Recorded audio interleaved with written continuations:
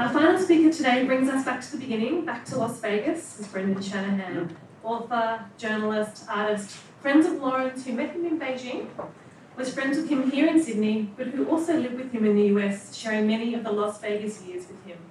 They navigated together the opportunities and many realities that is Vegas as firm friends. Welcome, Brendan.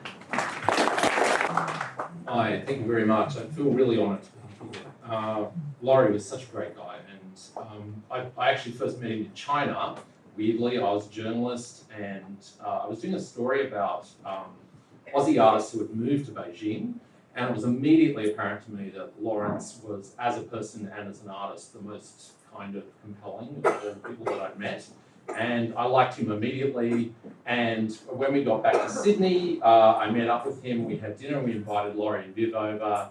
And immediately I was so excited that my new friend was Lawrence. And I got to brag and say, "Oh, you've got to come meet my friend Lawrence. He's the most eccentric person I've ever met. The only person I know who's more eccentric is his wife."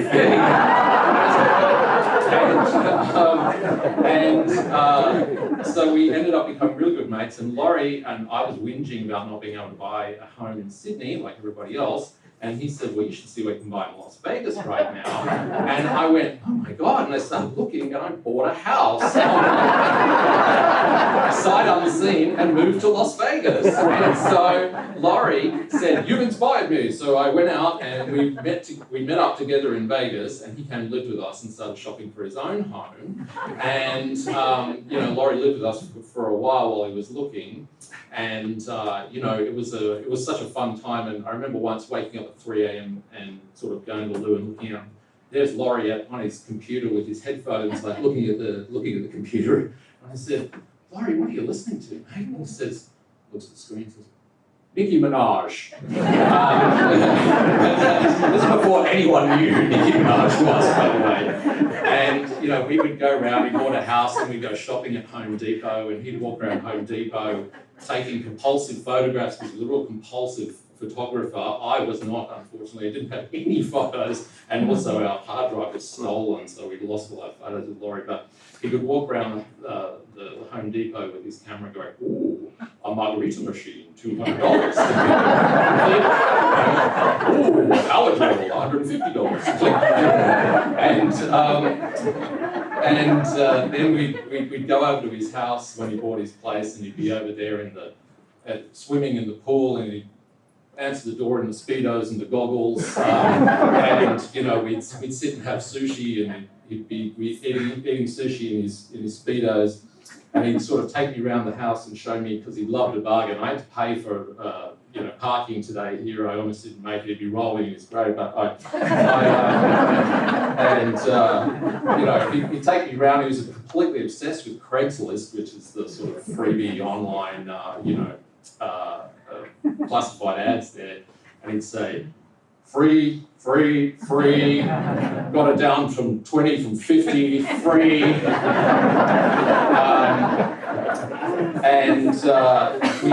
We'd spend nights going to the Rio, getting absolutely shit-faced. Laurie was there, gambling, so we're getting free drinks and, just having a blast. And one night, I remember his favourite machine was the Larry the Lobster, Lucky Larry Lobster machine, and he'd be there, and the Larry the Lobster would come up and click with it. And I looked at his thing, I think it was like 20 grand or something. I said, "Laurie, what are you doing? Take the money." He said, "Oh, no, the machine's just getting hot." I said, "Laurie, weren't you used to be in, didn't you used to be in economics or something? This is all nonsense. Why are you doing this?" But anyway, he just loved gambling. But the stories are endless, and I just had a blast with him. And when I was asked by Viva today to speak, I had to think, well, what was it about Lawrence that immediately attracted me to him? And I think it's because we're both quite similar people, in that we both sort of felt maybe that we never quite belonged anywhere. That this is a guy who, as Charlotte told us in her really moving speech, this is a guy who was always between worlds, and I've always felt that myself too. I moved a lot as a child, went to multiple schools and all this sort of stuff, and I thought there must be some kind of immediate sort of feeling that people like that kind of, immediately I recognise you as one of my people. And what I loved about him was that, you know, the whole notion of identity has become like super fashionable in, you know, art and culture. But Lawrence was never easy. It was never my identity, which I just, you know, find sort of dull. It was always so open-ended and just so ambiguous and so contradictory.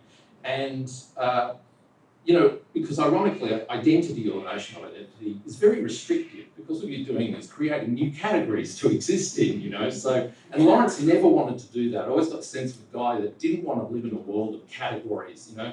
And that's what I loved, you know. He was so, to me, he was such a hero, because he was such a true global citizen, you know. He'd walk into a cafe anywhere in the world with his cigarettes and his coffee, and he was just at home. And that's one of the ironies of when you don't have an identity, you're at home everywhere, you know. And that was what I found so inspiring about Lawrence.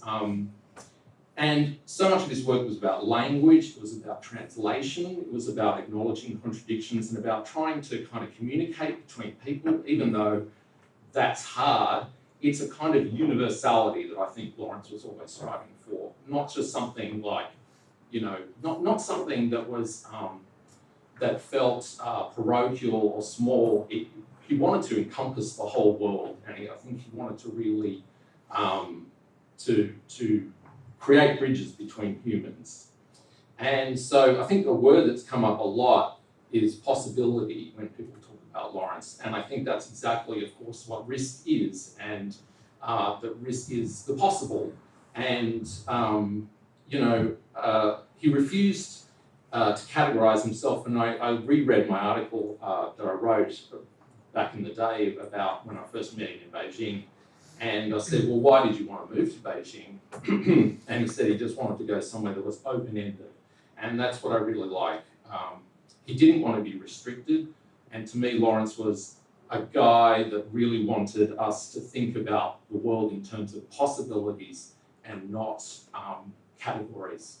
So thank you very much, and I hope we all, you know, have a drink and a chat to his memory. Thank you.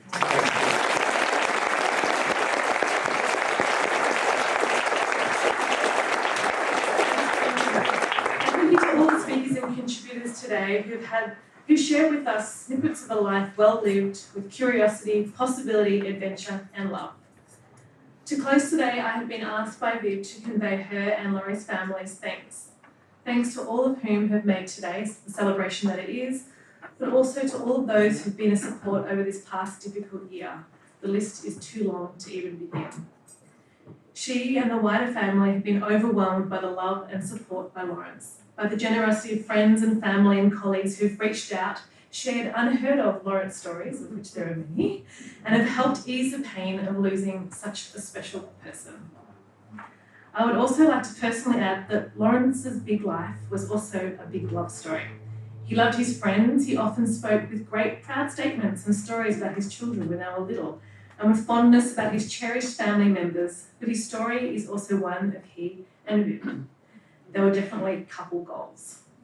She was the yin to his yang, and they built a big, beautiful life that had room enough for both of them to grow, to live, and to adventure. We know that this loss is very hard, Viv, and we're all here for you in the weeks, months, and years ahead. But this is not a dirge. Lawrence loved a party, and this is a party, and according to Lawrence, all good parties have to have good falafel. So thanks to Marion and Michael, we have the best falafel in Sydney to start this party properly. There should be some coming out in a second. So please enjoy the falafel and all the hospitality, and we will conclude, as Lawrence wished, to heaven on a stick.